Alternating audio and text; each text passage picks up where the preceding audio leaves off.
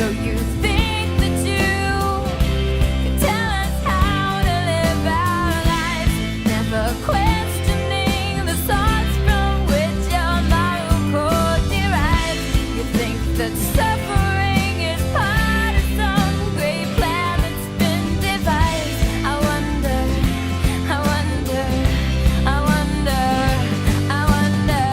what will it take for you to start opening your eyes? I wonder. Hey, everybody, welcome to the Atheist Experience. We are live. Today is Sunday, May 23rd, 2021. Even if you're watching it in the future, that's what day it is for those of us talking. See, I don't have to correct anything. I am Matt Dillahunty. Joining me this week, my wonderful co-host, ShannonQ. Hello. Hi, how you guys doing? I'm actually feeling really badly today, but getting better. Oh no. Yeah, we made adjustments to my meds, and my stomach is not liking the new meds, but I don't care. Oh no. There's a show to do. Okay. I appreciate you powering through so that we can do this together. Thank you. But I want to make sure we get the announcements out of the way, and we will get on to calls as quickly as possible. Thank you to everybody for tuning in. If you're watching us live on YouTube, directly below the YouTube chat, there's a little link there where you can click on donate. That's one of the many ways that you can support the atheist community of Austin and the Atheist Experience Network overall. In addition to the donation link down below, there's also merchandise that you can purchase at bit.ly/AEN merch, and you can get your coffee cups and t-shirts and hoodies and all kinds of wonderful stuff there. And you can also become a member on YouTube, which will get you access to special icons, and also patreon.com/the Atheist Experience. All of those are the ways that you can support us directly financially. But the best way that you can support us is to click subscribe and like on this video and share this with your friends. If you've got theists in your family that think that it's silly of you to be an atheist and they think it's all a waste of time and they can prove they're God, have them call in. Because quite honestly, in 16 years, I'm starting to think I've run through all the theists on the planet. And everyone, all of them. All of them. Yeah. All of them. I mean, I could be wrong. If you got an uncle, an aunt that you want to have call in, please do. But if you want to participate outside of that, not only can you be engaged in the chat right now as we're live, but there are a couple of Facebook groups that we like to promote for people, and that is the Atheist Experience private, or sorry, the Atheist Experience fan group, and then the Atheist Experience private fan group, both of which are on Facebook, and you can go there and fill out your application and become a secret serving member of the not quite Illuminati. I don't know what I'm talking about today. It's so strange, the number of conspiracy theories that people roll up into one to try to accuse us of being awful. But the Atheist Experience is one show on a broader network, the Atheist Experience Network, which is produced by the atheist community of Austin. And if you want to check out the other shows, first of all, not only did you get to see Talk Heathen earlier today with Objectively Dan and J Mike, you can also watch Objectively Dan's show Truth Wanted on Friday nights. And in between Talk Heathen and Atheist Experience, you can watch The Nonprofits, which is Sundays at 3:00, new hosts, new segments. And on Thursdays, we've got Secular Sexuality out there for all of you so that you can get your freak on and do it responsibly, ethically, and within the bounds of humanism, and learn all the things that you wanted to know about sex, but were terrified to ask because religion fucked you up for good. And if you want to find out about all these shows as podcasts, you can go to tiny.cc/AEN podcast. It's the one-stop destination for all the Atheist Experience Network shows as audio-only podcasts. So if you like Atheist Experience, but you aren't familiar with other shows, please go give them a listen. And at least there, you'll be able to check out everything that we're doing on a regular basis. We really appreciate the support and the interest. And once again, I'll remind you, for people who are like, oh, I can't afford to donate. Yes, I know tons of people like that, especially after a year of quarantine and everything else. Subscribing and letting people know about the content and getting people to call in, get your minister to call in, get your mom's minister to call in, get some YouTube minister to call in. It all works for us. How are you today, Shannon? I am good. I'm very good. I'm very excited to be here. It's been a minute. I'm excited to be back. And I see a call that we have to take first also. We have one thing that I want to do before calls. Okay. Because Shannon and I need to hold our hands up in praise for the world's greatest crew on any show ever. So they can put themselves up and you can see all the people behind the scenes who are working hard to make this show happen. Because Shannon and I, we were talking about it on the phone just the other day. we are overjoyed that we are privileged to just show up on Sundays and talk. There are a lot of people who do a lot of work to make the show happen. We're a volunteer-run organization. I think neither of us get paid for any of this, and never have, never will. And it's about the mission, and seeing so many wonderful volunteers showing up to push forward on the mission, and to be supportive and make sure that we can do a good show. I can't express how grateful I am and privileged we are to just be able to talk to people. Yeah, we're very, very, very, very lucky. Like I say, I just show up and I put my butt in a chair and I talk to people. The real work happens behind the scenes on the Discord servers and the live chats, on the production crew, the call screeners. All of those people are volunteers who are here and deserve all of the accolades. I am just a face with a mouth that goes on screen. So it's almost wrong that I just get to do something I love this much, right? This often. It is. It's not even fair. But I also love doing it with Shannon, and Shannon is in control of the call machine today. I'm just going to sit back and let you steer and tell me what to say. Oh, no, I'm not a puppet. I'm not a puppet. She made me say that. I did. There's one we have to take. We have to take Joe first. You promised. So we're going to talk to Joe. Really? Okay. Yeah, you promised. I did. Hi, Joe. Hey, Shannon. How are you? Hi, Matt. Hey, Joe. How you doing? What would you like to talk about Good. today? How are you? I'm okay. At some point, evidently, you thought I had been rude, and I figured, okay, have Joe call in and explain, and maybe we can fix it and be less rude. Oh, okay. Yeah, I think you've been probably one of the rudest people I've ever seen. Awesome. Oh, yeah. In what way? You've been rude? To who? I think generally telling people to shut the fuck up and shut up about maybe hundreds of times. I don't know. That's kind of Well, rude. it depends. It depends, because if I ask someone a question, see, we're on a live show here, and there's, I don't know, a half a dozen people or more waiting. And so if I ask someone a question and they're refusing to answer the question, aren't they being rude to us, everyone who's watching and everybody who's on hold? Look, dude, you can rationalize all you want, man. I would never tell someone to shut the fuck up. Well, see, that's your problem, because I'm just sitting here saying, look, shut the fuck up, I asked you a question, Joe. I asked you a question. Are those people, are you being rude by now? Are you being rude right now because I asked you to call in to talk about this? And when I ask you a question, all you do is tell me that you wouldn't do that. Aren't you being rude by not answering the question? I think you need to bully the bully, which is what you are.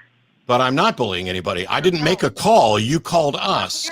You see, people call us, Joe. People call us, and I ask them to defend their belief. Why are you yelling at me, Joe? How many people have you told to shut the fuck up? Probably hundreds at this point. Right. What difference are you saying? Are you saying that there are no circumstances under which one person can say to another, "Shut the fuck up," without being rude? Not no circumstances. All right, shut the fuck up then. I'm rude. You win. Huh? You win. I'm rude. Fuck off. All right, Shannon, it's all you. All right. Well, that was productive. If you're going to say there's no circumstances under which you can say shut the fuck up and not be considered rude, then there's no argument for me to make. I just lost the argument. Congratulations, Joe. I am rude. I think it's justified sometimes and unjustified other times. And if Joe had an example of when it was unjustified, we could have fixed that and addressed it. But Joe thought it was best for him to come in and try and bully the bully. And how well did that work for you, Joe? Yeah, the bully thing bothers me too. Like, I don't know. Well, we'll move on to hopefully more productive conversations. We're gonna talk to Arnie. Hi, Arnie. What would you like to talk about today? Hey, Arnie. You're on the line with Shannon and Matt. Oh, awesome. Hey, I don't mean to pile on with Joe here. Basically, I wanted to pick up on a conversation that we left off on, and it was basically cut short because Matt didn't give a shit about the topic. And listening back, I think what happened is I didn't explain myself, so I'm not putting that on Matt. But I'd like to give a reason why you should give a shit about my topic. So Okay. the topic is Bible inerrancy is a form of idolatry, and basically, this isn't about like me. We were discussing an argument with a coworker, but that's not really what this is about. I had a Calvinist coworker that we were discussing whether or not the Bible is enough basically to divine, the truth of God. I was arguing, no, it's not. And the reason is because it's a form of, by claiming Bible inerrancy is a form of idolatry, not because it's some kind of accusation from one theist to another. This is bigger than that. It's the concept of reading the scripture and not recognizing that you are interpreting the scripture. So when someone says the Bible is inerrant, what they're really saying is my interpretation of the Bible is inerrant. Only the dangerous part is they're not seeing that their interpretation is even there. They're just able to see this, whatever it is their interpretation is of the Bible, and then imbue it with divine authority. So that's kind of my main point, is that it's a dangerous notion. So I wouldn't disagree with you, though. So I'm not sure. So you're saying that the Bible is just a book, and anybody who's reading that book is just doing an interpretation of what they read in that book. Therefore, there is no such thing as inerrancy because every interpretation is subjective. So I agree with you there. I don't know where I get to idolatry, though, because without the book, how do you ground your faith in anything? That's where you're losing. My primary objection, which is why I didn't care about it, is if you say it's a form of idolatry. Okay, I agree with you. It's a form of idolatry. So fucking what? Who says idolatry is wrong? Other theists. That's why I was pointing out this is an argument between them. I don't care if something is idolatrous. I don't care if somebody's worshiping an idol. I don't care if somebody's worshiping a false god. I don't care. I agree. Oh my gosh. Okay. All I was trying to do was finish the thought. But if you're just going to talk over me, go ahead. I'm done. Well, sorry. I apologize. Proceed. I'm done. Okay. So let's go 1 second, Arnie. Let's go back to what you were just saying. So you're saying that any interpretation of the Bible is idolatry, right? So there is no such thing as reading a scripture. No. So there is a way to read the Bible that is not idolatry. Ooh, hang on. Yeah, that's interesting, right? Let's get to that point. Okay. What I'm saying is that claiming that the Bible is inerrant, that's where you get into trouble. Claiming the Bible is inerrant allows you to interpret it and not see that you're interpreting it. And so people can, and it's very dangerous. And that's why I think the reason that I think that it's a miscommunication between me and Matt is that I think he probably does care, because the way I would define idolatry is imbuing divine authority into a man-made construct. That's not what idolatry means. You go ahead, and then I want to explore this because it's interesting. If your real complaint, tell me what it means. If your real complaint is that claiming Bible inerrancy is a problem, I fucking agree with you. I've agreed with you since I was a believer at 5. I've understood that's a problem. The point is, why call it idolatry? All idolatry is the worship of idols, the worship of potentially false gods, but it's admiration and love and respect for something. It has nothing to do with infallibility. So if your actual argument is that, hey, people who think the Bible is inerrant need to be educated, that their interpretation is being used there that isn't necessarily justified, then we completely agree. But it's not idolatry. And if it were idolatry, it doesn't fucking matter. Calling something idolatry is like calling something a cult. In some cases, it's like what the big church calls the little church. And so as an atheist, why would I care if someone was engaged in idolatry? If they were engaged in irrational understandings or unjustified beliefs, as a skeptic and humanist, that I care about. This is the problem. You're using the word idolatry when that's not what you're talking about. Yeah, to me, it just sounds like you're saying their subjective interpretation is wrong, but there is a right subjective interpretation. So theirs is idolatry, but I can read it correctly. Because and the only differentiating factor is that you won't say it's inerrant, whereas they would say that it's inerrant, and thus theirs is incorrect and idolatrous, and yours is not. See what I mean? I mean, as an exercise. That is not what I'm saying, though. Okay, that's how I interpreted it. Okay, I'm confused because I'm confused because Shannon asked you if that means there's a right interpretation, and I thought you said yes.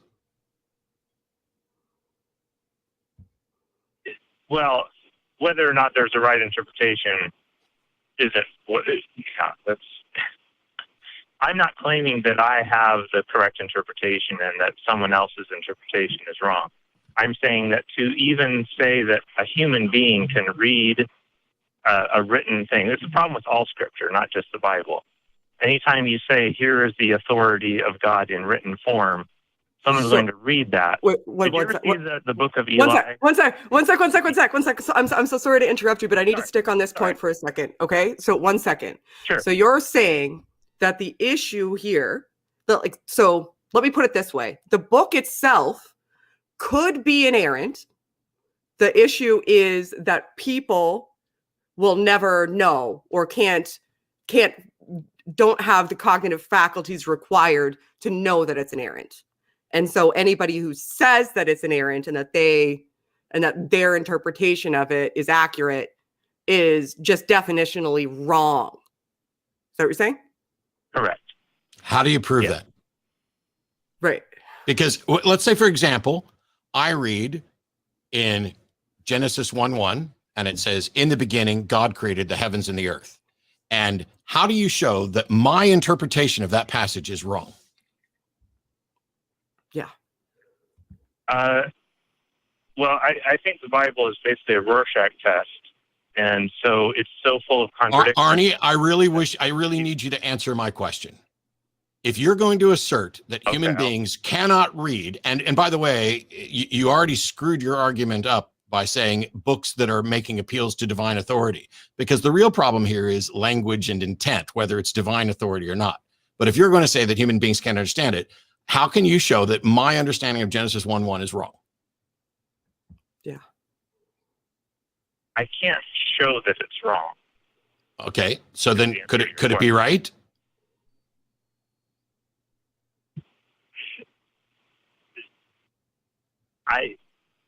I suppose so, yes. So doesn't that invalidate everything you were saying a minute ago? In what way? You said human beings cannot have a correct understanding of Scripture, all Scripture. Someone could quite literally accidentally understand everything perfectly. They could be they could accidentally think. No. Why is it an accident? If it's written in a language with words that have usages. Well, and Genesis 1:1. No, stop. And Genesis 1:1 has been translated translated into English as, in the beginning, God created the heaven and the earth. What is confusing about that? I understand all of those words in some context. So if you're going to say that I can't know whether or not it's correct, which is a different thing than you claimed before, I mean, you keep bouncing around. We got you away from the claim of idolatry, but first you say we can't be right, and now you just say we can't know we're right. Well, that's trivial. Of course, we can't know what the original intent is. We're always going to come up with our best guess, but that's true for Harry Potter too. Yeah. It also begs the question to me, like, why believe any of it at all? Like, based on the grounding that even you seem to have, it's just a book. We're fallible. We're doing some sort of interpretive model that's subjective based on this text and our understanding of the text. But you have one that you believe. You have what you would suggest that other people have wrong ones. And it's difficult for me to discern how you can have any sort of certainty over what the wrong version of interpretation is if you don't somehow seem to buy into the fact that you must have a right one. You need to have that perspective to shift from, right? I think there might be a misunderstanding as to where I'm coming from. Maybe it's difficult to follow the trails. I do not hold the position that I have the correct interpretation. So you hold a wrong interpretation of the Bible. I don't believe that the Bible is necessarily divinely inspired at all. I don't believe essentially in Scripture, period, because of the fallibility of human beings to interpret. I don't think if God was going to reveal his will to man, it would be through the written word, which he knows is. So you're not a Christian then? Problematic. I don't think God would do it that way. And so I basically but my Bible. question was, are you a Christian? So are you a Christian? No, I'm not a Christian. I'm not a Okay. Christian. So but you are a theist of some flavor or another, right? Yeah, I'm basically an ex-Mormon that has not released all. I feel like you guys are sucking me in. I've been listening I to. have that effect. I just finally- want to explore this because it's interesting to me that you're. I understand that it can get contentious when you're talking about things. I get that. Like it's a contentious topic. So it sounds to me like you're an ex-Mormon. You came to this sort of realization that you're rolling around in your head that all of these interpretations are subjective. And anybody who says that the Bible is like an infallible word of God couldn't say that. That includes you, and thus you no longer hold to that scripture. So you're in this sort of ether purgatory state, possibly, where you're trying to make sense of maybe the vestiges of a previous belief, and you're working through it. Is that a fair assessment? Yeah, I wouldn't say it's purgatory because that's kind of endless. I feel like in fact, I'll just put a call out there right now. Okay. Any theologians out there that are, because you guys get a bad rap from people accuse you of like only taking dumb callers, and that drives me crazy. I know that you're not. We're talking to you. You're not dumb, are you? I know. Yeah, exactly. So basically, I feel like I'm in this vortex. I've jumped out of the ship of Mormonism. I'm in the water, and there's this vortex that is atheism, and I'm calling around to anybody out there. If anybody has any good evidence, please call into the show, because the more I listen to the show, the less and less hope I have that someone out there has the answers. And instead of looking at it as not having hope that someone has the answers, look at it as this positive opportunity that you don't need to get answers from there. And you've come to that realization. And coming to that realization that maybe isn't the place to get the answers means that you can start looking in the right places. Yeah, one of the things is people have asked before, like I remember somebody asked Dennis Lubay, when you get rid of a religion, what do you replace it with? And Dennis Lubay's answer was, when you cure cancer, what do you replace it with? Now, I get it. For most people coming out of religion, they're not going to look at that, even the language you used. So this was the contentious part here. You started off with this thing about idolatry because your brain is still working in terms of there must be a right answer, even if we don't have access to it. And that may not be true, because that presumes that there's some, you even went to this notion of divine. And so you're talking about how you're losing hope that somebody's going to come with an answer. What you should have hope for is that we are going to discover what the truth is. And if the truth is that there isn't a God, then that's still hopeful, because what you have when you rid yourself of false beliefs is the truth. And if the truth is ugly, and the truth is that this is the one and only life we're going to get, and we need to do things right the first time, and we need to make sure that we're not wasting this life away trying to work towards our own planet, in Mormonism, or a heaven in some other notion. Which heaven do you go for? Which hell do you avoid? Galaxy. Yeah, your own galaxy, your own planet. Well, that changes things. But it's I'll reconsider. That might as well be somebody told you, hey, when you get to be 40, you're going to inherit $1 billion.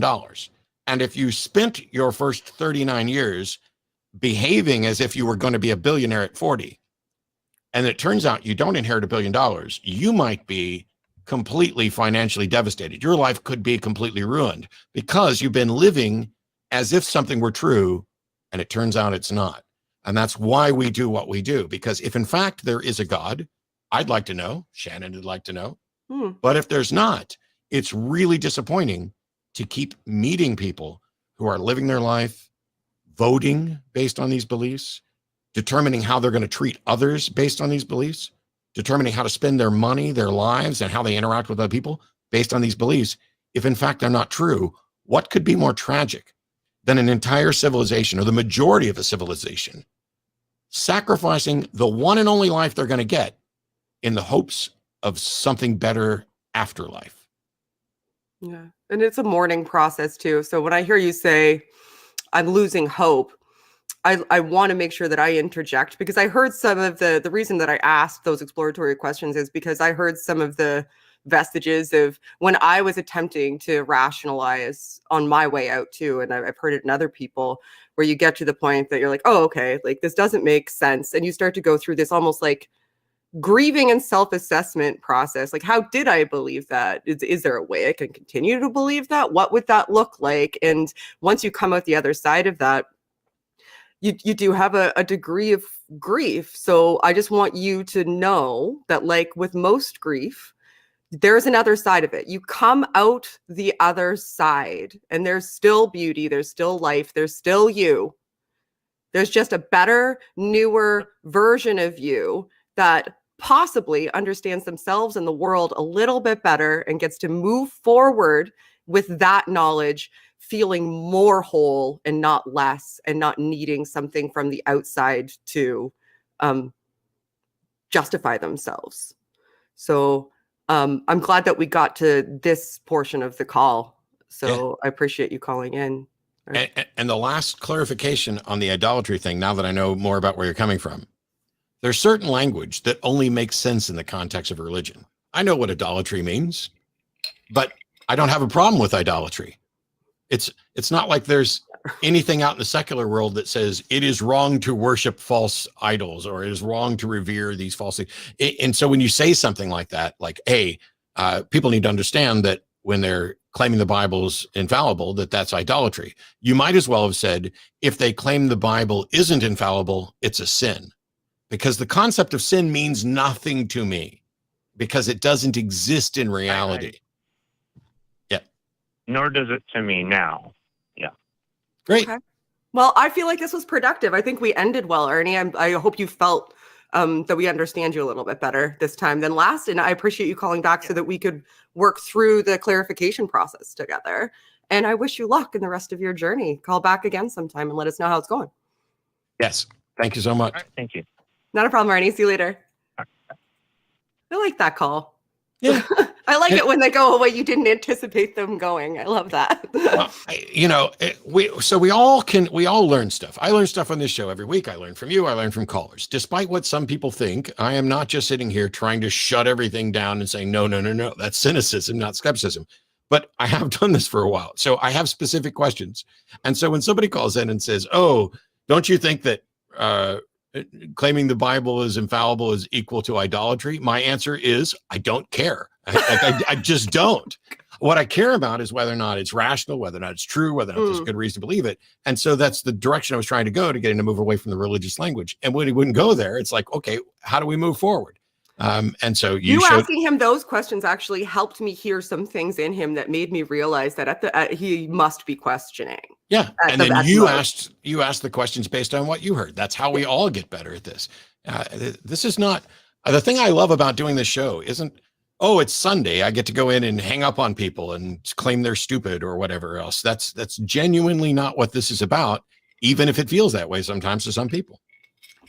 Yeah, that was good. I like that. Okay, so we're going to talk to Jade. We'll talk to Jade next. Hi, Jade. Hi. Hi, Jade. Hi, I hope you guys are doing well. I hope everything goes well with you, Matt, and all your meds and stuff. You guys have been super helpful with my whole process. I guess to catch you guys up real quick, yes. I recently got diagnosed with cancer up in near the end of last year, as well as going through with COVID and just other personal things in my life. Wow. It's been a lot. Well, thank you for sharing that. And I'm so glad that, even, despite the diagnosis, that you're able to call in and talk to us, because that's great. Mm-hmm. Yeah. And it's been a whole adventure to be able to try to be a more open person. With this being a thing, I consider myself a spiritualist. And so I grounded up eggshells and had ash from whatever I could find, whatever I burned, and in my little ceremonies I did little moon things, and that was and I had originally grown up as a theist, and so I've gone through all these periods of trying to figure out what is life, and I'm getting people being well, I'll pray for you, just pray, like, you should probably look into the Bible, like, look for God, like, ask him for help. And it's just like, when I was younger and I was trying to figure out, like, my sexuality and, like, my gender identity, and this was all stuff that I was questioning when I was, like, 5, when I was, like, really young, and as well as, like, seeing how hypocritical and, like, how toxic it was, and then trying to figure out, like, well, God doesn't like the way that I am, but it feels so natural.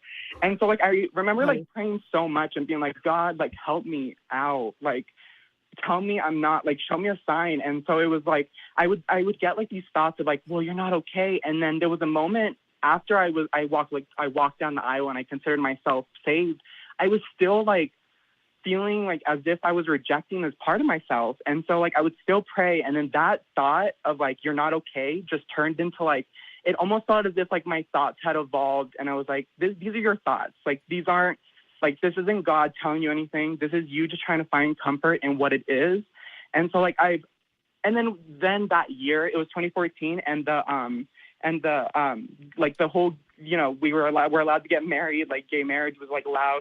And so that sparked up a whole bunch of conversations in our church, people saying derogatory things and, like, gay, like, oh, they're building our bridge to hell, like, with gay land. Like, I'm like, what the hell are you guys even talking about? Like, this is hurting me on the inside. And so I broke away from being a theist, and then I found spiritualism, and it's helped me in the way of, like, crystals as a placebo is what I'm finding out now. And so, like, now that I have, I'm dealing with chemotherapy currently. I'm about to go through my last week right now, and it's been going really well. Oh, good. Good. I haven't prayed. I haven't turned my crystals. I haven't turned to my eggshells. And, like, I feel like as if though, like, my whole life, like, I keep giving credit to, like, oh, well, first it was God who got me through the rough young years. And then when God was rejecting me for being just being who I was, I turned to crystals. And that, like, I have cancer now. So it's like, it obviously wasn't the crystals. It wasn't me not worshiping, like, the moon or whatever enough. Like, it's really just life. Like, it's me just constantly I have to give myself more credit in being strong. But the thing that I struggle with is, like knowing that there's nothing, and that I feel like I've almost, like, all that time that I've wasted, like, you know, grinding eggshells or doing whatever the hell kind of spiritual practices I was doing, I could have been out volunteering way more. I could have been out doing so much more things with my life than feeling as if though, and this is why it also was triggered in my whole chemotherapy, was like, oh, well, you know what, like, life has been so hard, and I'm constantly just trying to love everybody, and, like, it just constantly feel like this world is filled with so much hate, and, like, maybe this was, like, I'm supposed to reject the chemotherapy, and, like, I just die, and, like, you know, and then I move on to the next life, or I move on to, like, whatever the hell there is, because I still felt like there was, and I have to realize, like, there's nothing, and I almost felt like I almost, like, killed myself in a, like, a weird, like, spiritual way, like, I'm done with this. And so, like, I'm trying to figure out, like, how to be okay with, like, you know, that there's nothing. And, like, I have to really, like, especially when I'm done with this whole chemotherapy, like, I have to view every day as if it's, like, it could be my last, because I don't know. Like, nobody knows. And I want to at least die knowing that I tried helping in any way that I could to humanity. So I'm just trying to figure out how to be okay with the nothingness, and, like, my whole idea of, like, reincarnation and, like, an astral plane was like, oh, well, we have electrons and we have electricity in our brains, and that, like, that can't be destroyed. You said brain. I went, Exactly. You have pushed the magic button that turns Shannon on. Welcome to the show. Somebody said brain. Sorry to interrupt you, Jade. Like, your story is amazing. Like, I want to congratulate you, because it sounds like, I feel like there's nothing really I can contribute aside from maybe having the conversation about mortality and grappling with mortality. But you came to all of this yourself through tremendous adversity, and I'm proud of you. And I know that other people that have heard your story right now probably recognize a portion of themselves in at least some of it. And hearing your And that's why I'm strength trying to be going through super it honest. would probably help a lot of other people. So thank you for sharing it. But if grappling with mortality is something that you would like to have to hear our opinions about, I can definitely Yeah, speak I towards guess that. that's another thing I would want to hear. Yes. Sorry. Yeah, because it sounds like at the end of it, that's the one thing that's left that you're struggling with, and you were able to come to terms with most of the rest of it as you were going through your journey, despite the adversity. So the thing that I think about regarding morality is that, or mortality, is that me knowing that my life is finite is actually one of the best gifts I was ever given, because as a Christian, I thought that I was always going to have an after, right?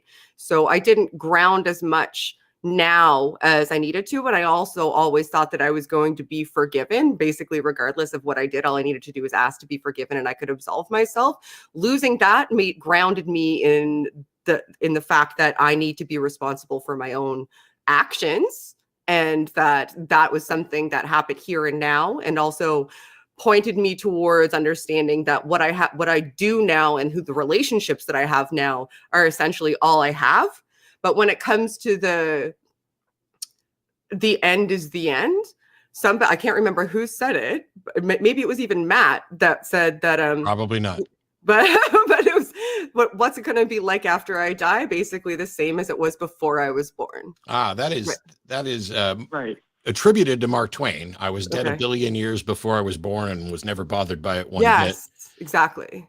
And I get yeah. that's not always like, I love that statement, and it opens some people's eyes, and other people it doesn't make any difference, because the indoctrination into there's an afterlife, it's the most important thing that matters. Everything you do in this life is about what kind of afterlife you're going to get. Right. That is so deeply ingrained in some people that just saying, well, hey, you weren't bothered before you were born, doesn't help everybody. That's right. And it's not about getting used to this idea of nothingness. That's the scary thing, is because people get it in their head that if there is no afterlife, then when they die, they will experience nothingness forever. And they don't know what that means. Right. And it's because it's nonsense. Exactly. You won't be experiencing anything. There will be no you to experience. So this fear of not existing is perhaps better a fear of missing out. And when Christopher Hitchens was near death, and we were at the Texas Free Thought Convention, he pointed out that it's not like somebody's tapping on you on the shoulder and saying, hey, the party's over, go home. What they're doing is they're tapping you on the shoulder and saying, the party's going to keep going, but you have to leave. And that's the part that is really hard. Yeah. That actually explains the pain very well. And I also want to throw in, I guess I also just worry about like the way that the world goes, and people thinking about like how, like, I don't think people think enough about how fragile life is. Like, I live in Colorado, and so like we just had a really bad shooting on Mother's Day, and it's like, dang, like guys, like, can we stop? And then not only that, but like I come out as having pronouns as like non-binary and having pronouns of they them. Still trying to like figure all that stuff out, but then to know that there was like a huge increase in killing and murders with transgendered people, like I think it was like 40 something in the last year, and just to know like, oh great, well we have like a whole year left. It's just scary to also feel as if though like you're at the mercy of other people, when all I really want to do is just try to give back as much as I can. To feel as if though like my life, I gave more to humanity than like what my life, you know what I mean, than just dying off and just living for myself. Can I tell you something, Jade, that I think to myself quite frequently that I think is relevant here? You're calling into this show right now, and a lot of people are watching this show. And I do a show myself on YouTube, and I do this show and other shows. And you get a lot of criticism, you get a lot of attack, like life is hard sometimes, and sometimes it's difficult to discern through the noise. But what I tell myself frequently, and what I tell other people, is you may have just saved the life of a person who you will never hear from. You will never know who they are. You will never know that they heard your words and it made a change. But you speaking them could potentially, and very likely might, have that impact. So just because there is no discernible metric that you can point to that says Jade contributed this much good shit to the world in their life doesn't mean that that's not the case. Most of the most profound and important things that you will ever do to impact another person, you may never be told about. So you should always just try to be the best version of yourself, knowing that that might be the outcome, even though you may never know. Right. Yeah. And with this, it definitely like how you said, how it gives you like so much more, like how you love life so much more every day, just knowing that it's the only one life that you have, pretty much. Mm-hmm. Like now, it's like, all right, when I survive, when I finish, when I'm told that I'm cancer free, I originally wanted to go to school. I wanted to do so much in the past 2 years, and I've been waiting, and I've been super safe, and I've been just trying to think about others. And now that it's like, all right, I can start moving again, then to be hit with this, it's just like, all right, well, when I can finally like go out into the real world, get vaccinated, and like go to school, try to foster a kid way later in life, give them a better life than what I had and what other kids are able to do or able to go through, or what they would have been put through. Like, it gives me a lot of like fire on my ass, I guess. Good. And that's what I'm really happy about. I just get scared about being at the mercy of others and then just knowing that there's nothing, I guess. So I think it's just a matter of just me being, I guess, okay with it in a way. Good.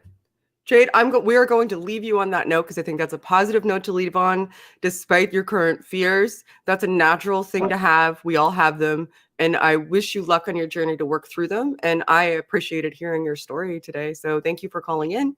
And I hope you have a great rest of your day. And please, please keep fighting. We need you. You're awesome. Okay? Oh, Thank you so much, Jade. Take care. Thanks. Have a good day, Jade. Bye. Oh, You too. they're so sweet. That's awesome. I feel like this next call is probably not going to go as well as the last two. Let's talk to Xeno. All right, let's see We're how it due, goes. right? We're going to talk to Xeno. Hi, Xeno. What would you like to talk about? Is it going to be great? Or are we all going to be uplifted at the end of this call? Yeah, it's going to be really fucking awesome. Oh, I'm psyched Okay, now. Let's go. All right, I need to ask a couple questions to get you to understand this a bit. Oh, good. I always love it when somebody needs to start with getting me to understand shit. That's always good. Go ahead. I want to type what you're asking. So go ahead. Yeah, type it out, Matt. I'm not. Go ahead. All right. Sure. All right. Imagine defining God and what you are defining God as. You can basically define God as a giant alien that creates space, time, and matter.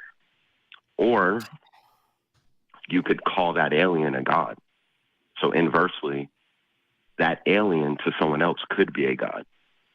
So basically, what if I decide to define a giant alien that creates space, time, and matter, and the first particle that started the trail of evolution in the universe that we know today as a God, versus defining this exact alien as a higher power or just simply an alien? Then we have a problem with labels and definitions. Which one of those was a question that you were going to ask? It's the question. Okay. The question is coming up with that reasoning first. Got ya. And perhaps what even qualifies as a God. So what a God to some may be a giant alien by their definition. And an alien that creates space, time, and matter may not be an alien, but rather a God by someone else's definition. So the question is, if you understood that, when we're asked to prove a God, what God are you even trying to prove? I know. I know. You go. Okay, you go. I don't want to. Whatever fucking God the person talking to me believes in. When somebody says they believe in a God, my question is, what God? Define your God. If you want to say, oh, the God I believe in is an alien that created everything, once we get the characteristics of that God down, that's what we address. We do not begin with a definition of God in our head and expect God believers to prove the God in our head. That's asinine. So you're calling in to ask us essentially what God is in our head. And my answer is, I'm going to address whatever God claim the caller makes. So, for example, with technological advancements, we would not know of the existence of atoms and radio waves simply because it may appear to be invisible to the naked eye. Xeno, So basically, Xeno. Yes. Why is it that you asked me a question and I answered it, and then you go off on something about technological stuff? Would you acknowledge the point? Okay, then you could acknowledge the point, because this is not just for you to call in and say stuff that you found interesting. Are you calling in to defend a particular God notion? Yes, I thought the screener would tell you that I'm a deist. Okay. So far you haven't. No. Already know. Xeno, stop. I'm asking questions. Me too. Okay, no. See, what the screener has here is evidence for God, and then sense perception, empiricism, reduction ad absurdum, etc. That's what's on there, and that you are a deist. Okay, but what I asked, you called in to say essentially what God, people could define God in different ways. What God are you guys, rejecting? And so then I asked, are you here to defend a God? And your answer was, I'm a deist. I thought the call screener would have told you that. Either defend the God or don't. But don't, what we're trying to do here is if you, oh my God, all we're trying to do is to get you to define what you believe. Tell us what you believe and why. 16 years, what you believe and why. What you believe and why. So Xeno, what do you believe and why? I believe in a deistic God, and I cannot tell you the exact properties. And I know that's a problem for you. No. It's a problem for you because you're claiming to believe in something without being able to define it or tell you what the properties are. So that's like me saying, I believe in Blazabadoo, and I don't know what Blazabadoo is, and I can't explain it to you. That means that I am irrational. That's what you're doing, Xeno, is that you are being irrational by claiming to believe in something that you simultaneously acknowledge you cannot define. No, that's not what's happening, actually. It absolutely is. It's undeniable. It's undeniable. And here's the way I can prove it. You started off this thing talking about all the different ways that people could define a God. That was a setup to avoid having to define your God. If you're not going to define your God to tell us what it is you believe, I'm no longer interested in speaking to you about it, because it is a waste of time for you to tell us why you believe something when you can't tell us what it is. Well, I wanted to talk to Shannon about it because I didn't think I'd make progress with you, Matt. So yes, isn't that because I'm too narcissistic? Aren't you the jackhole that called me too narcissistic and said I wouldn't understand? You are narcissist. I mean, Joe even fucking called and knows. So the first call was trying to put you in your place to let you know that it's very hard. Unfortunately, he failed and you failed, and I'm going to keep putting you in your place because it is absolutely ridiculous to tell me that you can tell me why you believe in something when you can't tell me what you believe. And you can call me a narcissist or whatever name you want, whenever you want, but I'm not the guy calling into shows claiming to have detected the undetectable, claiming to be rationally justified in believing the unbelievable, claiming to have defined the undefinable. So is it next you're going to F the unineffable? When your field of view, wait, I can't even speak. I'm trying. Okay, go. You might be done speaking quicker than you think. Are you going to address the point? Or are you just going to sit here and tell me how you wanted to talk to Shannon because you're afraid of me? No, I'm not afraid of you. I'm trying to. You absolutely are. That you're asking for it. Can you tell us what you believe? That's the first half of the question. What do you believe? Yeah, if I can get a word, if I can talk, I can. I've asked you several times, and I keep getting talked over. No. You said that you couldn't give us a definition. You couldn't tell us about the properties of it. Matt, you're a fucking idiot. Goodbye. Thank you. Is there anything else you'd like to say? Are you going to defend your God, or are you just going to look like a wimp and run away? Do you want me to only let you talk to Shannon? Is that what it is? Okay. You win. I'll shut up. I'll let Shannon own you. Hi. Oh, he hung up. He hung up. Okay. All right. Well, good Sorry, talk. Shannon. I imagine you could have had some fun with Xeno, but I wanted to hear what his definition of a deist God is. He believes in something. So if he can't define it, like, that's always interesting to me. I want to talk to John about consciousness That's what I want to talk. I want to talk about consciousness. Go for it. That was intense. All right, hi John. What would you like to? This is Shannon and Matt. How are you? Hi, John. What would you like to talk about? I'm happy that you're on, Shannon, and because I think you have some input on this. Okay. I'd like to share with you another notion of God or the soul or consciousness. They're all the same thing to me. I want to ask you, is it a fact that the brain sees and hears? No, is it a fact that the brain sees and hears? Depends on what you mean by that. I'm assuming that you're. Okay. Are you going to let me answer the question that you just asked me? I'm assuming that where you're attempting to go is that there's a mind-body problem, and so if I'm saying there's something that it is like to be matter with regards to a brain, and therefore when you say the brain sees and hears, are you talking about the brain physically, or are you talking about the self? And I would have what I think is, I'm exploring the philosophy of it a little bit more, but probably like a monist position with regards to that. So I would say that yes, it would be a fact that the brain sees and hears, because I see our conscious experience of ourselves as being synonymous with brain states. Okay, how does a brain, if you imagine what a brain is, it's a lump of matter. I can imagine quite well what a brain is. Great. How does it see, hear, taste, and smell? Which one do you want to start with? Do you want to start with olfactory, visual? Like which perceptual cognition system do you want to start with?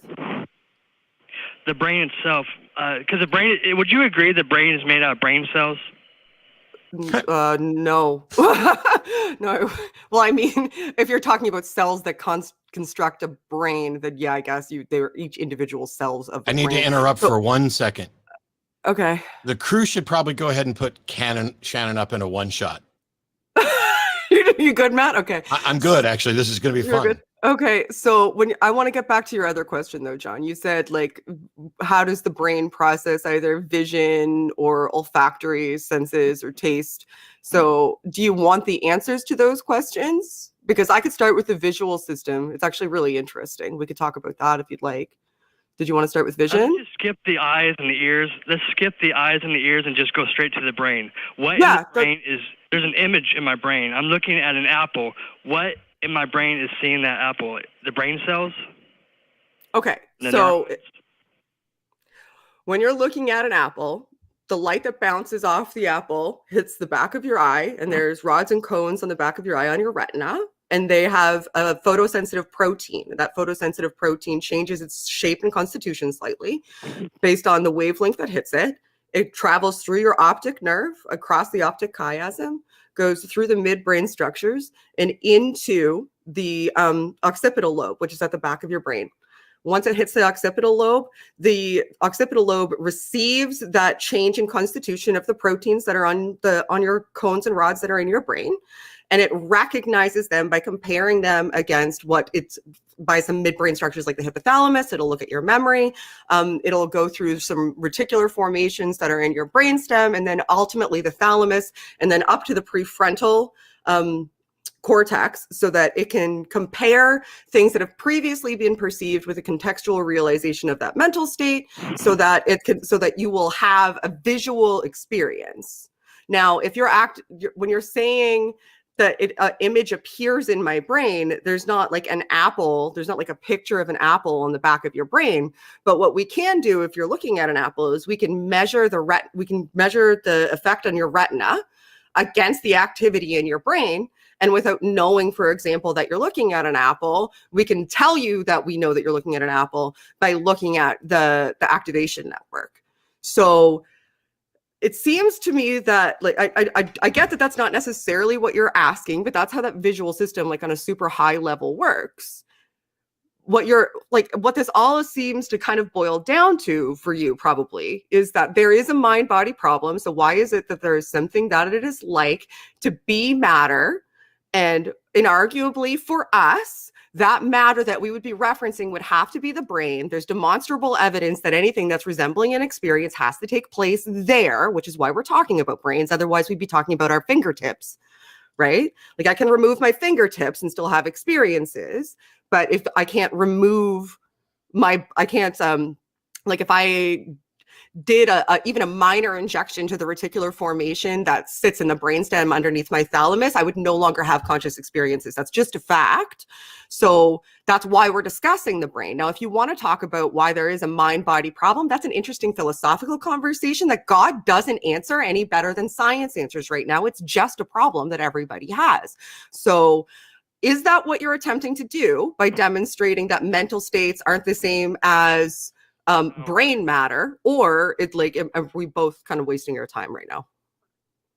No, well, two things. No, I don't really want to talk about the mind-body problem like that. I'd rather say, is it consciousness itself doing the perceiving, or is it the brain cells that are doing the perceiving? What do you mean by is it consciousness itself? Brain cells, right?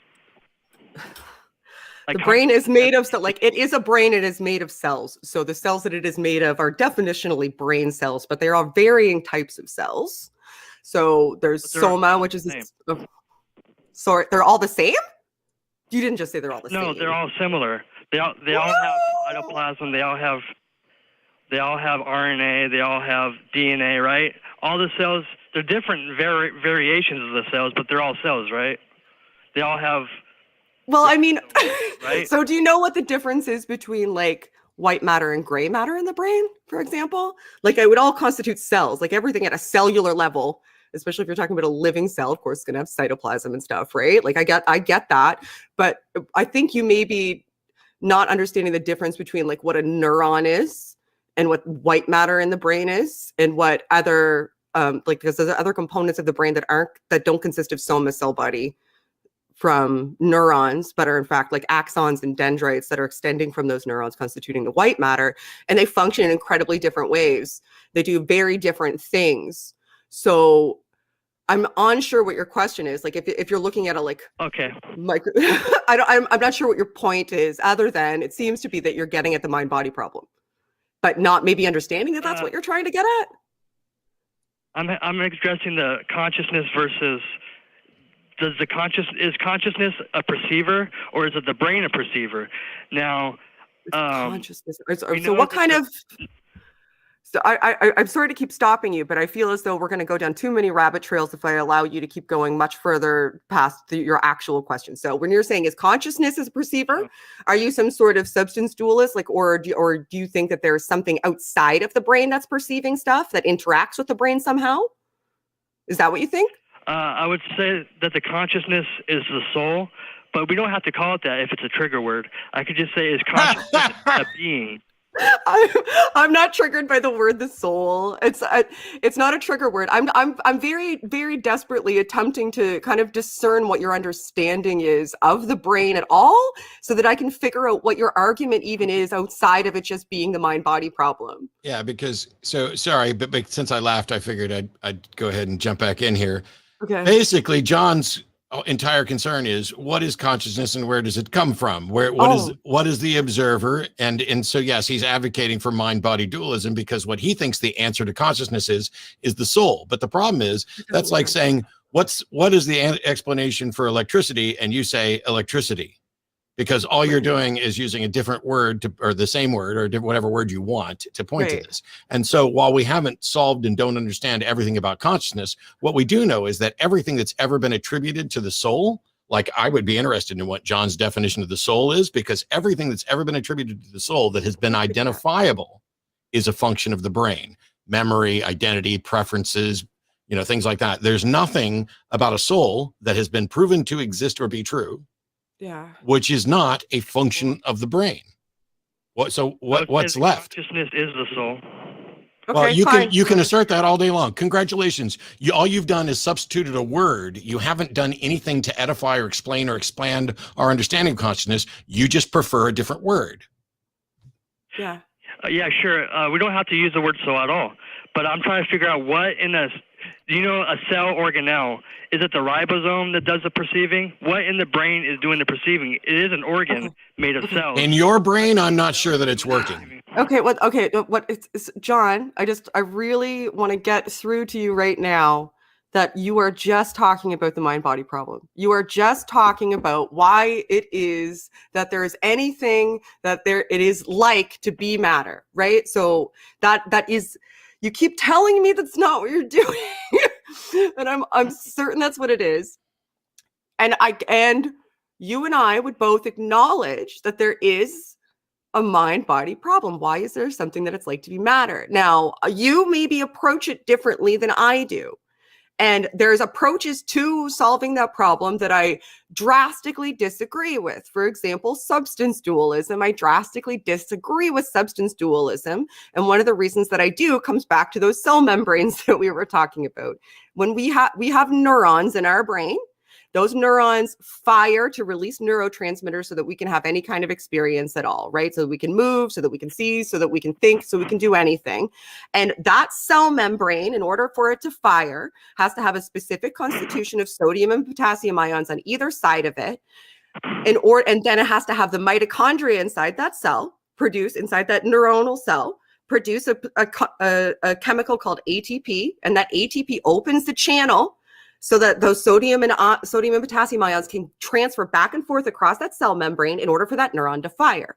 Now, if you're going to be somebody who's like a substance dualist, then you would have to explain to me how that substance, that external substance, acts upon the brain in order to get that constitution of sodium and potassium ions to exist as it is, stimulate a mitochondria in order to produce ATP, open that channel to have that action potential. And I don't think that's possible.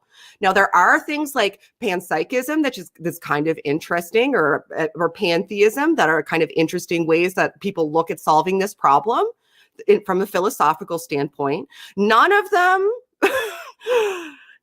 have answered that problem. So you telling me that the mind-body problem exists doesn't negate my perspective, nor does it even attempt to try to understand my perspective, because I acknowledge that that's a problem.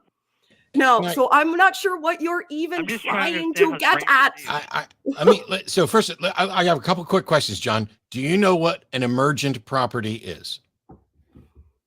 Yeah, it's a claim that consciousness is an emergent property of the brain. No, John. No, John, I didn't mention consciousness at all. I said, do you know what an emergent property is? Yeah, there's a lot of them. Yeah. So like, there's nothing about a water molecule that is wet. Wetness is a property that emerges from water molecules interacting, right? So you're using an analogy. That's an analogy. I don't care about John, if you would quit trying to rush to the fucking finish line and just answer the question, we could do this so much easier. I've heard it before.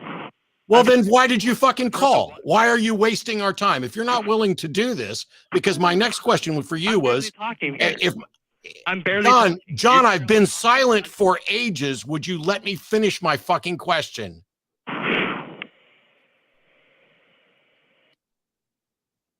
Are you going to let me finish my question, John? I'm barely talking as it is. John, what's your explanation for how consciousness works? Good question. It's its own source. And I think it's an entity, not something we have, it's something we are. And I call it consciousness centrism, where reality moves around consciousness. I don't believe a brain can sense or perceive. It's just.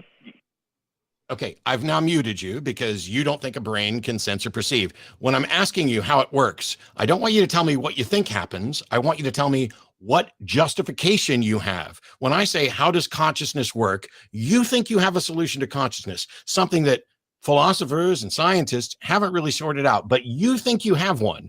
I don't just want you to tell me what it is. I want you to tell me why. And if your why is just, you don't believe a brain can do this, then we're hanging up, because what you don't believe is not a justification for your position. So how do you think consciousness works, and what is your reason for thinking that? I believe consciousness is its own source, and I deduce that by comparing the models that science has. So we have different models. We can compare the models and say which one's the better model. I think the consciousness is actually pure fucking magic, but we can deduce what it's sourced from. I don't know what consciousness is, what it is, but I know it's could be its own source, or it could be sourced from the brain. And so okay, far, John, you haven't proven that it's sourced from the brain. John, I'm interrupting you again, and I'm sorry, but I have to, because my co-host sat here for ages explaining to you how a brain works. And when I ask you how consciousness works, you tell me it might be this, it might be this. I think it's a source because I don't believe science's model. If you don't believe science, that's your problem. I'm going to stick with the science. And if you can't come up with a way to demonstrate that what you think is true about consciousness is actually true, why should anybody listen to you? We have someone here who's studied the science, who's giving you the answers that are backed up by facts, and you are spouting opinions and how you don't trust the science. Why should anybody care what you think about consciousness? Is it my turn to speak? Ask that again, I dare you. No, I'm just trying. No, I wasn't being rude. I was actually asking if it's my turn to speak because I'm trying to be polite. But I don't think that you're open-minded enough to be progressive about talking about consciousness and making it. I'm not open-minded enough. You're the one sitting here denying science, and you're going to say that I'm not open-minded enough. That's a great defense. I'm glad we backed you into a corner where your only remaining defense is to say that we are too stupid or not open-minded enough. We just can't understand. I'm trying to make progress. You're not trying to make progress. You are trying to avoid progress because I've asked you to explain consciousness and you have nothing. You can't. It's pure fucking magic, but we can identify the No, wait, your explanation is that it's just magic? Why do we continue wasting time on someone who wants to know what the science is? We tell him the science and then he says it's pure fucking magic. Well, magic isn't real, John. Well, the source of consciousness may be a mystery, okay? Maybe mystery is a better term than magic. But I agree. Identify the source of consciousness. I'm trying to make progress with you, Matt. No, you're not. You and I to come. Yes, I am. No, you're not. Please listen to me. See, I can do this over and over again. No, you're not. Can you give something that is an explanation? Can you give an explanation? I can try to. Can you give an explanation for what consciousness is, or are you just pulling shit out of your ass? I'm saying, what is the source of consciousness? I can try to answer that one. Like, there's an interesting theory that Mark Soms has recently put out, who's a neuroscientist who actually studied psychoanalytics, and it has to do with the setup of the reticular formation in the brainstem. He came to it by studying specifically people who had a form of encephalitis, which meant that their frontal lobes were essentially non-existent, so they only had like cerebral, brainstem, and midbrain sort of thalamic structures. But they were still resonating that they were having some sort of experience through facial expressions, and even though they couldn't effectively communicate.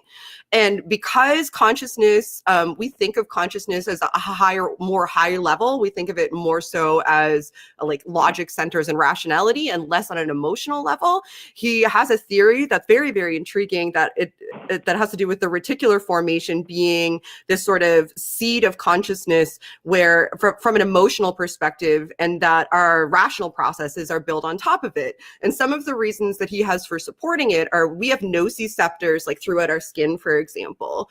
And those nociceptors are a form of neuron that exists in our body, and they go through the reticular formation before they enter our conscious experience. So it works almost like a gateway. So it can have a gateway to perception entering the conscious experience.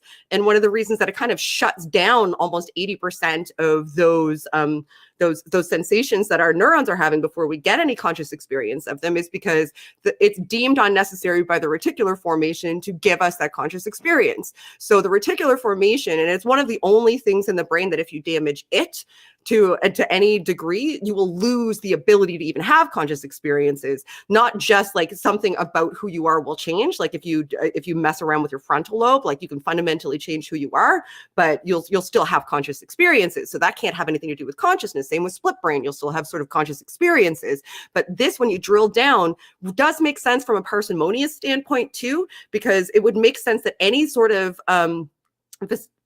vertebrate animals that have this sort of brainstem structure would also have conscious experience, which would have a benefit to survival, because they would be able to not only take in perception and react to it sort of like in a visceral reflexive way, but actually be able to have slightly higher order processings with the reticular formation working as a gateway.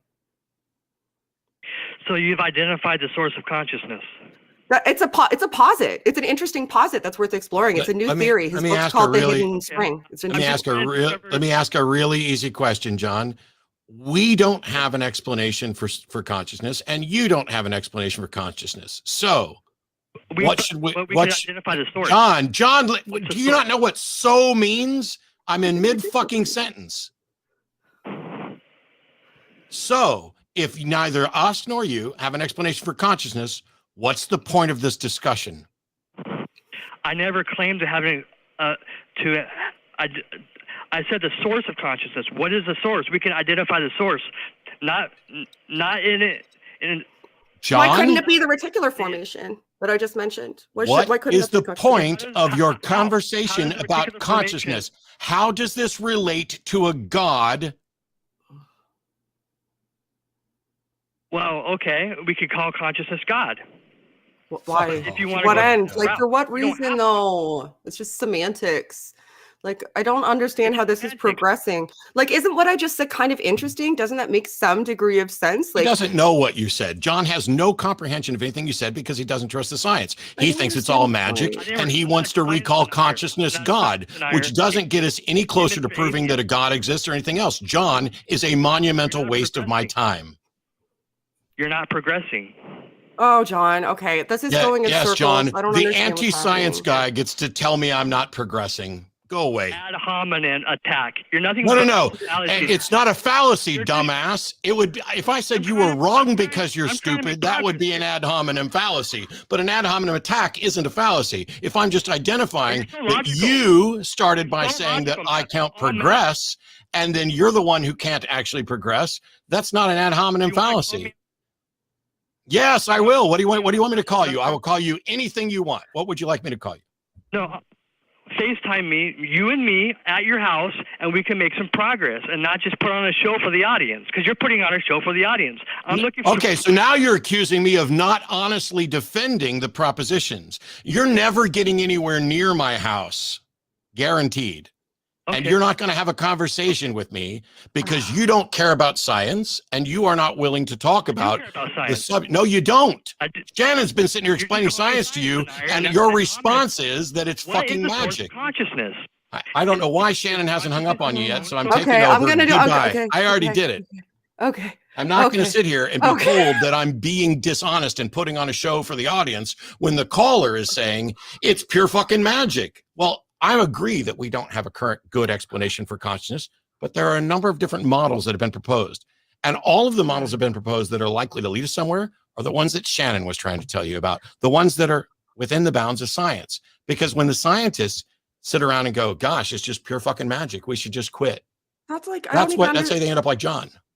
I don't even understand what just happened. It was John's way of saying that we are too closed-minded to see the soul that he sees. But that doesn't make any sense, though, because he's saying there is a mind-body problem. And I'm like, yeah, no, I totally get it. But there's lots of ways to address it. Some of them I do and don't agree with. Here's some of the things that I think are promising things to explore from a neuroscience perspective, though I do understand that it's still an issue. Yeah. And then he says, yeah, well, you're not listening. It's magic. Yeah. I mean, I don't know how people that I wanted to stay quiet on there, but I could see that. So this is the subject that Shannon's passionate about, and she just gave everybody on the planet a great education on a couple of the many different models that try to address the problem of consciousness. And we called it on from the get-go. John's not interested in that. John wants to dismiss it all in order to put his God in there, and then has the audacity to suggest that it's an ad hominem for me after he tells me that I'm not open-minded. I am open-minded to evidence, not blah, blah, blah, blah, blah, blah, blah, blah, soul. Yeah, it's one of my favorite things to talk about. I don't have an answer for the mind-body problem. If anybody did, they'd be handed their Nobel Prize pretty much fucking immediately, right? But just that doesn't mean that you can just assert then my position's correct. Like, we both have the same problem, but my position is correct. Why is your position correct? Because literal magic. Yeah. And I think it's hilarious that John acknowledges that he doesn't accept the science, and yet he thinks that he could sit down and have a conversation and convince me. You're not going to convince me without evidence supported by science, period. I mean, we're talking about what's going on in a brain. He doesn't think the brain can perceive. He thinks there's a magic thing that inhabits the brain. And here's the thing. We already know That's almost certainly not true. We know it from splitting corpus callosum and ending up with two individuals communicating independently. We know that from other brain damage things where someone's personality is reset, where their memories are reset, where they can't form new memories. What does that say? That there's a soul that does all this, but when you fuck with the brain, the soul all of a sudden changes? The soul can't be. Does that mean if I get hit on the head and I no longer remember my past, am I an atheist? Am I a Christian? Am I saved? Am I not saved? What if before I got hit on the head, I was a Bible believing heterosexual male praising Jesus, and after I get on in the head, all of a sudden now I'm gay and worshiping Satan? Did my soul actually change when we hit my brain? There's nothing about a soul, which is what I said at the beginning, that's been proposed and has been demonstrated to be real, that is not an identifiable function of the brain. Yeah, and if you want to say there's a soul, you have to show that there's something beyond that. Yeah, the soul just complicates matters to me, or at least most of the conceptualizations of the soul that have been shown to me or proposed to me in dialogues just either are a synonym for consciousness, in which case, whatever, call it whatever you want, I don't care. That doesn't like that we're arguing about semantics at that point, or it's some sort of like external conceptualization of the soul, in which case it doesn't seem plausible to me. But anyway, there's other people waiting to call. I'm sorry that went off the rails. If anybody is listening and would like to call and have an actual conversation about consciousness that isn't whatever that was, I would love to the next time I'm on. It's my favorite. That and morals are my favorite thing to discuss, but it always ends up like that, which is disappointing. All right, let's see. Who else can we talk to? Let's talk to Samuel. Why not? Hi, Samuel. Thank you for your patience. Hi. What would you like to talk about today? So before I begin, I would just like to say the first caller was an absolute jerk to Matt. I would have told him to F off, because it's like, okay, first of all, you're just saying all these things about Matt. First of all, okay. Samuel, we get along. Samuel, stop. Let's not talk about. I don't care about the past callers. I don't need anybody defending me. Sometimes I'm an ass. Sometimes I'm not. Let's just get to what you called about. He has an ass sometimes, Samuel. To be fair, I just said so. I know. What would you like to talk about, Samuel? So I would like to talk about how, for example, when the concept of slavery, for example, comes up, for example, I agree that, as Matt has brought up in Exodus 21, the Bible's pro-slavery. The problem is, or it's morally permissible, but the problem is that oftentimes with Christians, they'll either say, well, because God said it, it's moral, or God didn't actually mean that, or Moses got it wrong. And I'm saying, well, because the consensus always was that the Bible was a totally moral book. But now when people study it, they find out that there's actually immoral things in the Bible.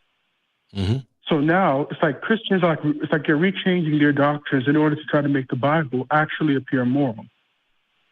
Like, for example, if the Bible says that rape is wrong, you will have Christians who will try to say, well, no, the Bible doesn't actually mean rape is wrong. Hang on, you lost me there. You lost me too. So first of all, the problems with the Bible have been known forever, and they've been defended. It's one of the reasons why there's the entire model of apologetics, and why there are different views on this. But I'm having a hard time seeing where you're going, especially when you used that last example. So what's the point?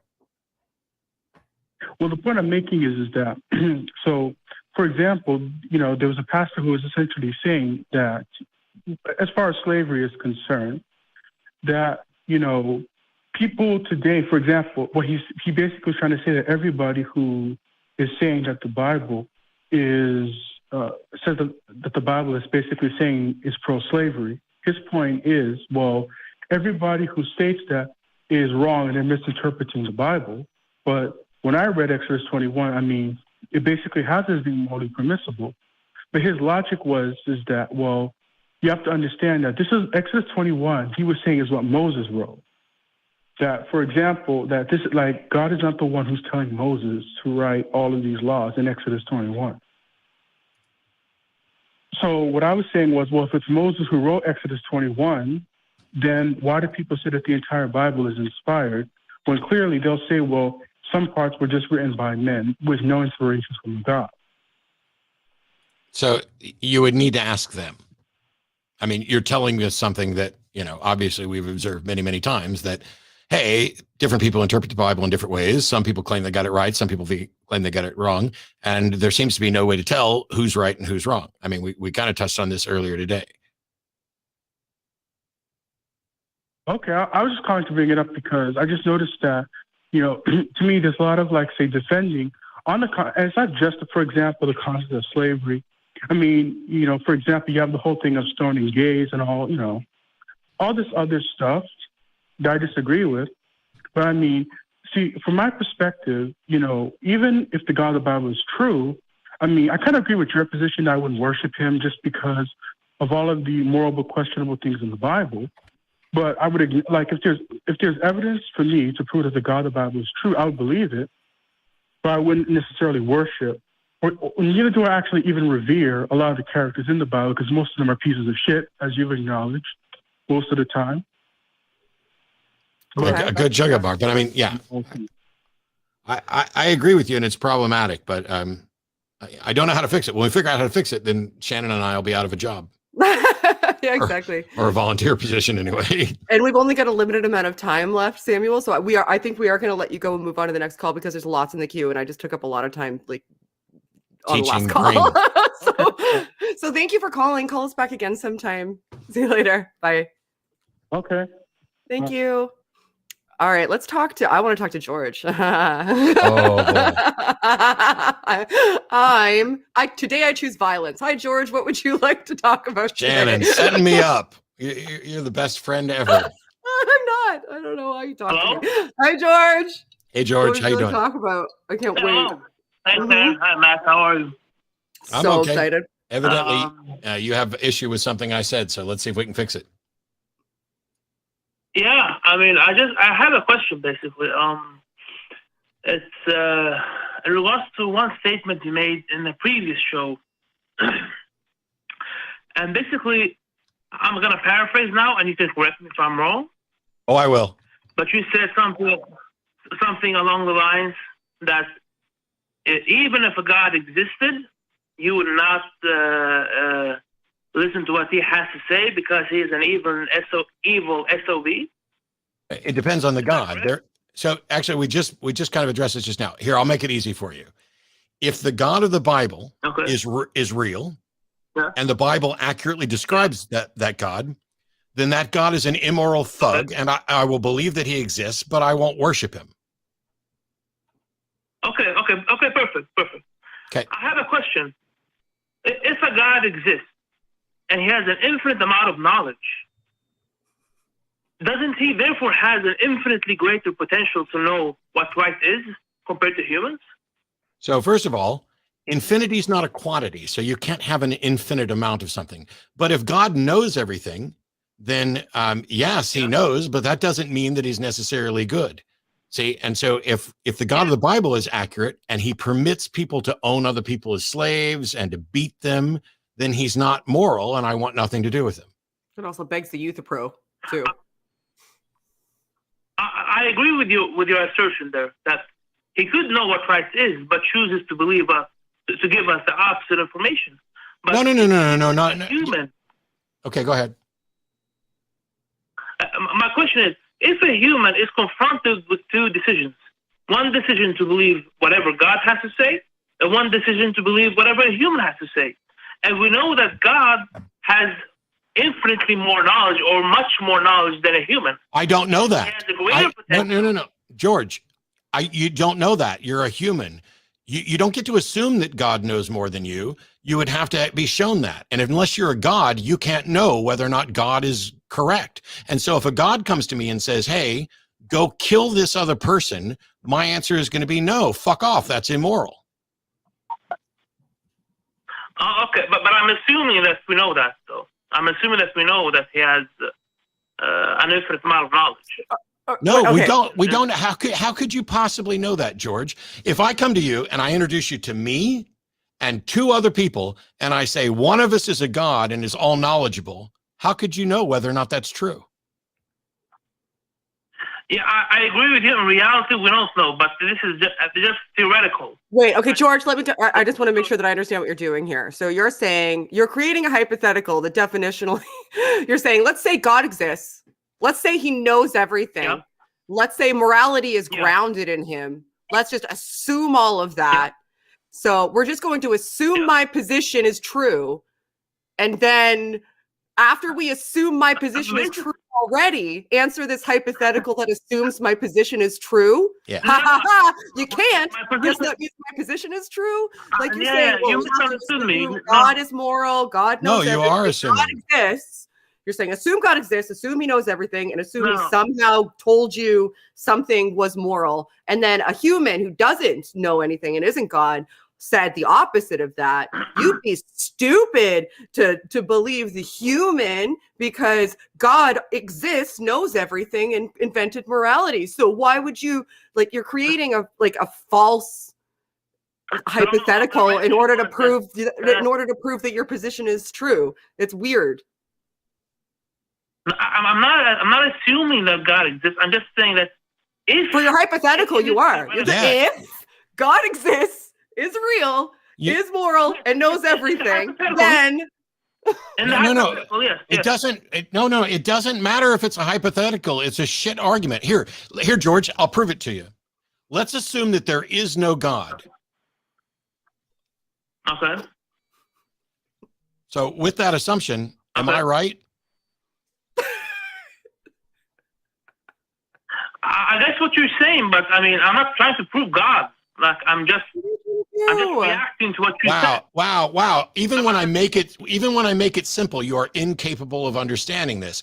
I wasn't saying you were trying to prove God. I was giving you an analogous argument that assumes the very point you're trying to make. The point you're trying to make is that it would be wrong for me to assume that I know more than a God about morality. That is the point you were trying to make.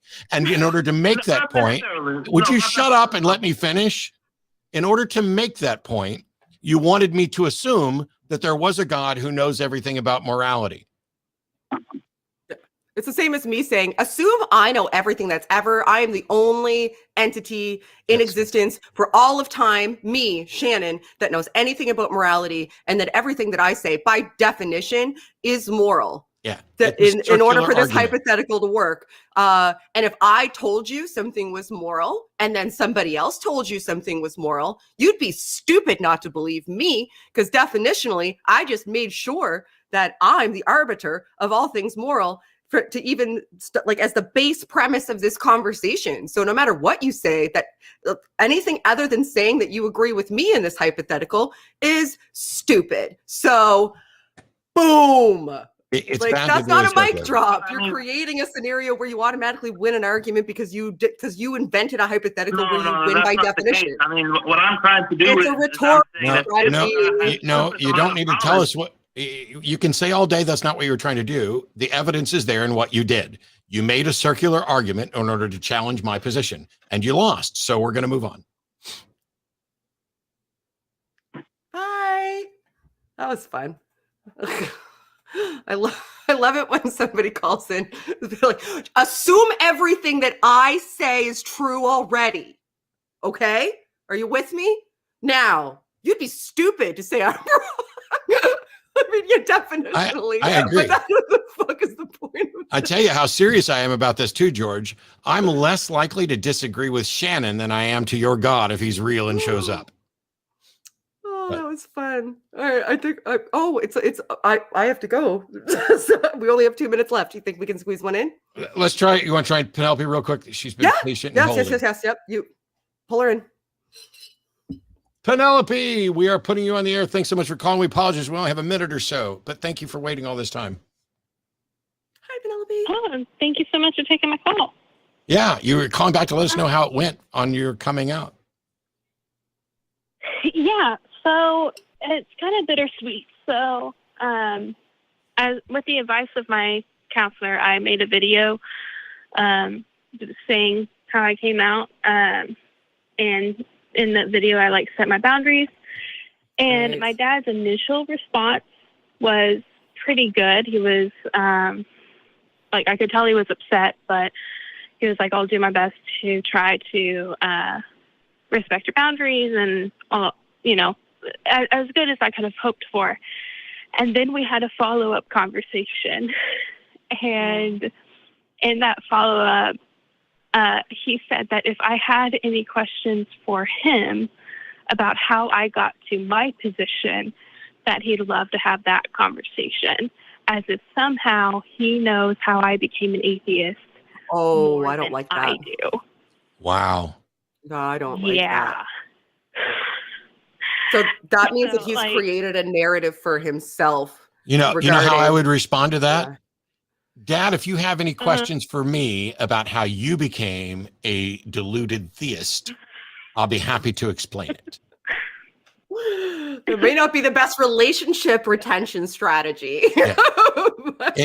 I'm happy to give as good as you get. And when somebody comes at you to say, I can tell you why you're an atheist, then I don't see any problem with saying, I can tell you why you're a Christian. Because you didn't understand science, you didn't understand philosophy, you didn't understand epistemology, you don't understand argumentation, you don't understand reasoning, whatever the reason is, or you were terrified of being alone, you were indoctrinated into it, you were fearful of this. We could go on all day, but you know what? The important thing is that I could actually be wrong. So instead of me telling you why you are what you are, why don't you tell me? And then I'll tell you why I am what I am. And you can still make up shit in your head if it makes you feel comfortable. But I'm not interested in you telling me about why I am what I am.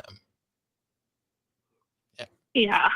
I haven't really talked to him much since then, because that's once I realized what he had said, I got really, really angry, and I haven't been able to really have a conversation with him because I'm just like, yeah, no, I don't know how to move forward with this because I'm just kind of like, fuck you.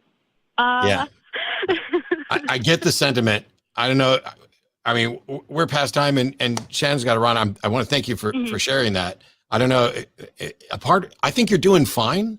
I don't think I need to give you advice on how to handle it. You're standing up for yourself, and just keep remembering that this interaction with your dad isn't necessarily going to be what it's like forever, and that by interacting slightly differently, maybe a different conversation can happen down the road. But at the end of the day, you need to be comfortable with you.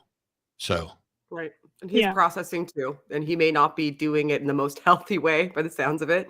So yeah, but make sure don't have any conversations that don't fall within the bounds of what you've already established as your boundaries, because if he knows those, if they've been articulated to him and he's going outside of them, that's tantamount to saying, I'm not respecting you in this situation. I have different priorities. So if you would like to continue conversations with him and pursue relationship retention, reminder of what the boundaries are would be a good strategy. And say, or asking him, hey, I remember I told you these were my boundaries. Can you see how what you just said to me is actually you defying the boundaries that I set for this dialogue? Like, can you to yourself see that you're defying those boundaries, and I perceive that as disrespect, which would be damaging to the relationship. So if you would like to retain a relationship with me, Dad, then maybe revisit the boundaries that I've set. And then we can have a conversation when you demonstrate to me that you respect them, because that is you telling me that you respect me. Okay, that makes sense. It's hard. I know. I'm sorry. You're doing good. Yeah. And my stepmom hasn't talked to me outside of seeing me in public since. So it's all kinds of fun. But my biological mom, my mom, she's like, oh, cool. I'm not really a Christian either. So it's good. Yay. I got one good response. Oh, great. Good. That's the upside. Why don't we end on that note, Penelope? I thank you for calling back and sharing, and I'm glad you got one response that's good. And if things change, by all means, let us know. But if you or anybody else in this situation needs help, please remember you can reach out to Recovering from Religion and the Psychotherapy Project and a number of other organizations. You are not alone. You're not the first person to go through this.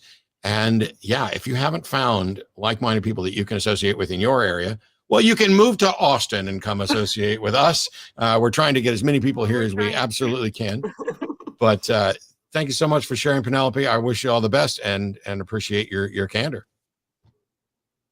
Thank you so much. Have a good day. That extends to all of you as well. But I have two quick thank yous. First of all, thank you to my wonderful co-host who jumps in and fixes the things that I might have otherwise broken. Vice versa. That's what happens when you work well together. But more importantly, there's a bunch of people behind the scenes who are doing messages and handling calls. And there's about 5 people who didn't get on the show or something like that. And the call screeners have to explain to them why we spent forever talking to someone who absolutely wasn't worth time instead of taking their call. So a huge round of applause to our call screeners and everybody working behind the scenes, because that is a hard job to do, to say, I really wanted the host to take your call, but unfortunately, they decided to listen to someone who couldn't even answer the first half of the question, tell us what you believe and why. And so if you're going to call in the future, you're going to get somebody else on to call in, at least get the first part down. I'm much more happy when somebody can tell me what they can believe, and maybe they're just like, I don't really know why, because now we can explore something. But if you can't even tell me what it is that you believe, there's nothing to explore, and it becomes a bit of a waste. So thank you, everybody, for the support. Click subscribe, click like, click join, click all of those things. We've got to go. Take care of yourselves. Stay safe. We'll see you next week.